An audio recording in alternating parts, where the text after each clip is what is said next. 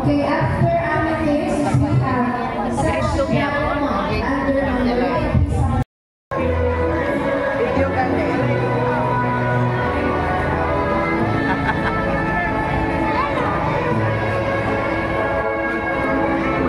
talikod mang kabi.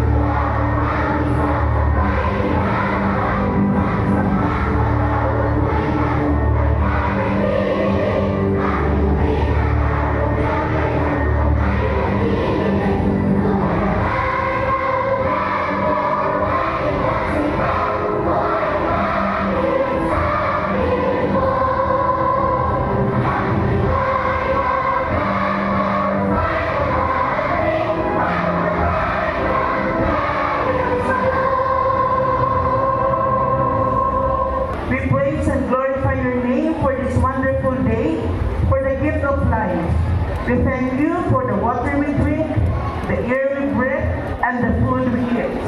We thank you also for the children who are with us for the year 2023-2024. We thank you for the teachers, the principal, our head teachers, and all those who help us improve and for the benefit of our children. We thank you also, Lord, for bringing us closer to you. We thank you for the gift of life. Lord, as we end this school year, we ask you to bless each one of us.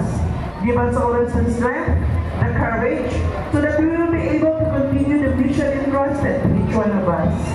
Bless all the teachers, bless all the parents, and we ask you to bless our activity today.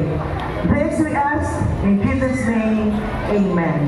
In the Father, the Son, and the Holy Spirit, amen. Welcome to Balangasan Central Elementary School, 64th School Recognition with the theme Kabataang Pilipino para sa matatag na kinabukasan ng bagong Pilipinas.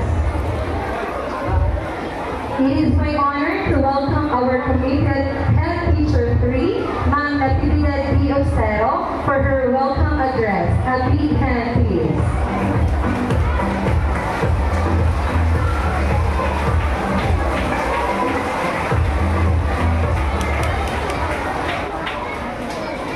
Our very own principal, Mrs. Serena R. Acosada, Principal 4, devoted teachers of Lamasan Central Elementary School, parents, SPTA officials, are you there?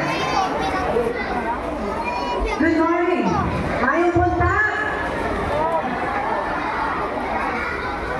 It is my pleasure to welcome you to witness this day, the most significant event in a student life is no other than Recognition Day.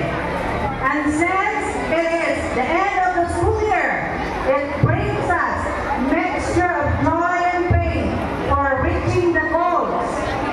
This becomes memorable because you spent time and effort to ensure that we will have a meaningful day. I wish you all good luck for the coming years in our lives. May the years come be kind to all of us, and may God and His wisdom bless us with